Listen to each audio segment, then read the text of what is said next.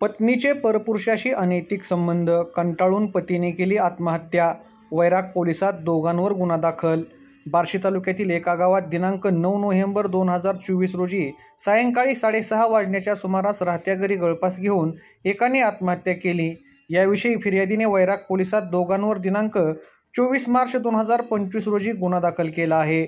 याबाबत अधिक माहिती अशी की आपल्या पत्नीचे एका परपुरुषाशी सुरू असलेले अनैतिक संबंध पतीने पाहिले. त्याने आपल्या आईला याबाबत सांगितले की माझ्या जीवनात काय राहिले नाही, माझी पत्नी माझ्यासमोर अनैतिक संबंध ठेवत आहे. याला कंटाळून मी माझ्या जीवनाचे बरे वाईट करून घेणार असल्याचे त्याने सांगितले. याविषयी त्याच्या आईने त्याची समजूत काढली, परंतु आई शेतात जनावरांना वैरण आणण्यासाठी गेली असता सदर पतीने राहत्या घरी गळफास घेऊन आत्महत्या केली. याबाबत मैताच्या आईने दिनांक 24 मार्च 2025 रोजी रात्री 8 वाजण्याच्या सुमारास आपल्या मुलास आत्महत्येसाठी प्रवृत्त केल्याप्रकरणी सुनेसह अन्य एका इसमावर गुन्हा दाखल केला असून वैराग पोलीस या घटनेचा पुढील तपास करत आहेत.